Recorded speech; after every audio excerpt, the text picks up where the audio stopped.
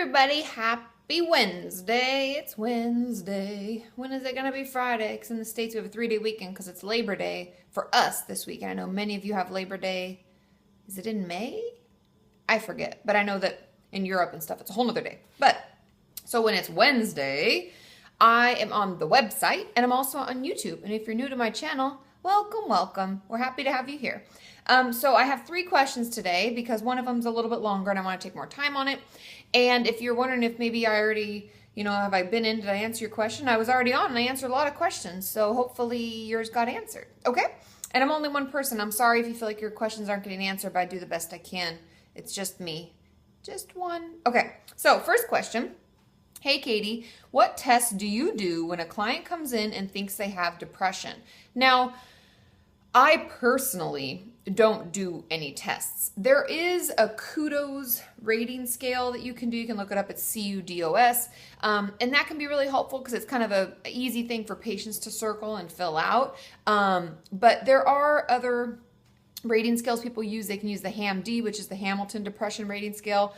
There is also, what was the other one I wrote one? Oh, the Beck Depression Scale. Some of them weigh, I don't know. I'm not a huge fan of the HAM-D because it tends to put a lot of weight into like sleep and how a person's sleeping. And I don't always think that that's the only thing about depression. There also is the Montgomery-Åsberg Depression Rating Scale. It really just depends on the therapist or psychologist you're seeing. As a MFT, I can do testing as long as I've, taken classes and I've learned about it or I'm certified or whatever.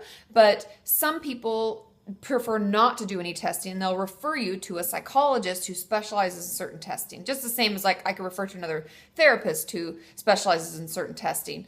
If it's something that you're seriously contemplating you want to have done, I would let your therapist know or ask your insurance if they cover someone or call and get referred and make sure you're getting the testing that you want. I personally don't do any unless a patient wants to and they want to track their progress. That's where the kudos comes in because it's something you can just kind of follow and they can refill out. It's a really simple thing. It's, 20 items. It's just, rating scale 1 to 5, stuff like that. So very simple. That's just the way I do it. Okay.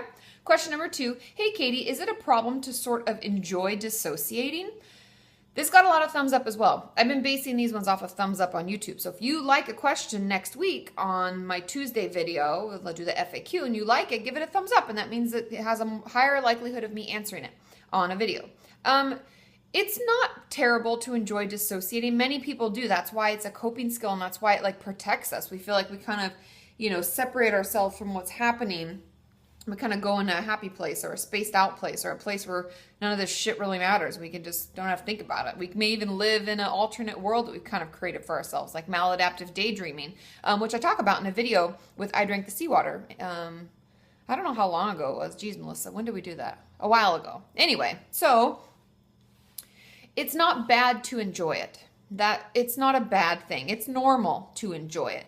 The thing that I would encourage each of you to recognize is if you're spending more of your day potentially choosing to dissociate or pushing yourself into the dissociation, wow, that's a mouthful, then spending a regular, present mentally part of your day. I want to make sure that you're spending more of your day in the reality and not in the dissociative state. So that's something that I would definitely keep in mind and be aware of. And I would let your therapist know that you do enjoy it and you haven't found anything else to help you cope. If it's something that you're trying to lessen, even though you enjoy it and you're finding it hard, there are grounding techniques you can do. I've talked about in other videos on dissociation, so you can look those up.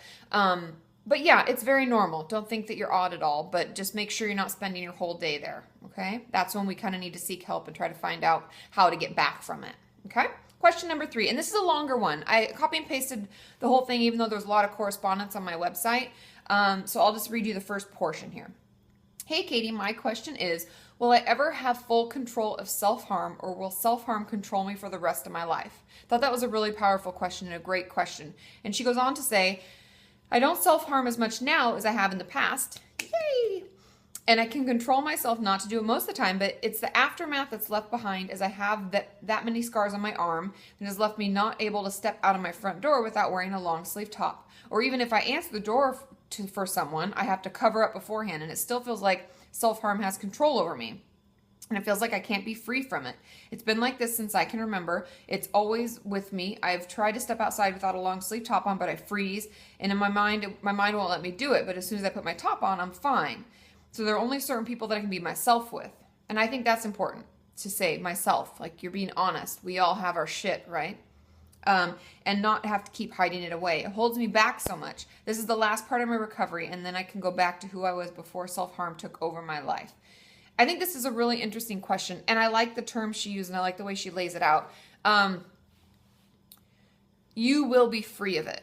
Yes, there'll be times, like for anybody with any mental illness, whether it's eating disorder, it's anxiety, it's depression, there'll be times when things in our life get really stressed out. We get really stressed out. It gets really stressful. Like when I was studying for my test, I was planning my wedding, and I was doing all this stuff, and there was a time when I had to go to my therapist like extra, because I was like crying. I'm like, wow, I'm really fucking overwhelmed. Like, right? We all get that, where you're like, holy shit balls, I can't deal with myself right now.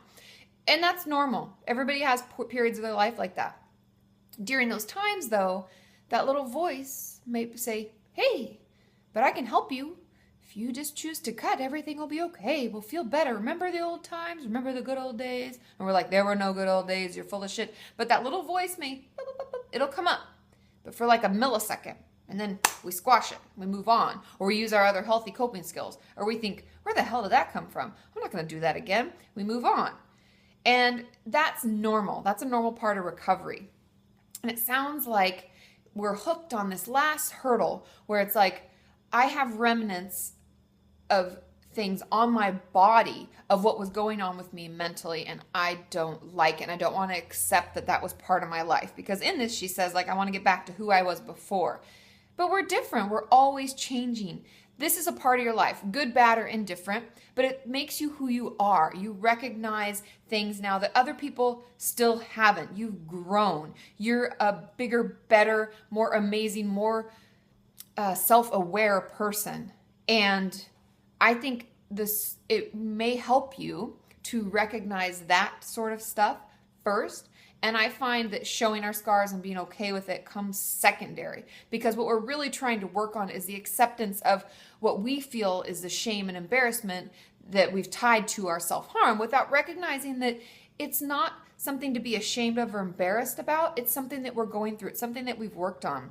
This was something we struggled with, and we've overcome it. How amazing is that? What a wonderful story to share. And I know some of us don't feel comfortable with that, but I'm just putting it in a different light so you can see that it's not something that we have to be ashamed of and hide in the darkness and be embarrassed about. And the more we start accepting who we are as people, our inner, darkest, dirtiest spots of ourselves, when we accept it as a whole, because it makes us the wonderful individuals that we are, the more able we'll be to just show it physically, if it's on our arms or legs or whatever.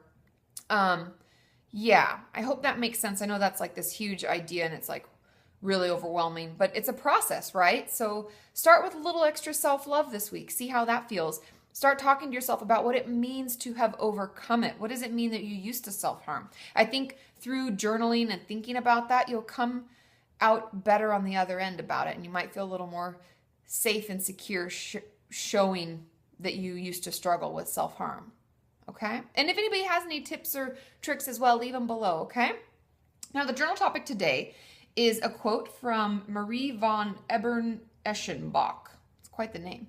And the quote is, and it's from Papandahoops. So thank you, Papandahoops. I think I'm saying that right, Papandahoops. Anyway, but the quote is, nothing is so often irretrievably missed as a daily opportunity.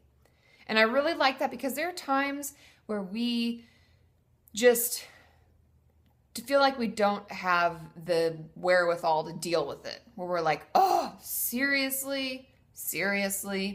But we miss opportunities to brighten up someone else's day, to brighten our own day, to learn something, to try something new, to call a friend and reconnect, to do whatever the hell it is we want to do. And I personally miss a lot of those opportunities because I'm too stuck in my head, or stuck in a rut, or tired, or busy, or whatever, right? We have all these excuses, but nothing is so often irretrievably missed as a daily opportunity. So let me know what opportunities you took this week. What did you do? And share that with us, because I think that's really great. Okay, tomorrow is Thursday. I'll be on Twitter, so ask your questions there. I love you all. I'll see you then. Bye.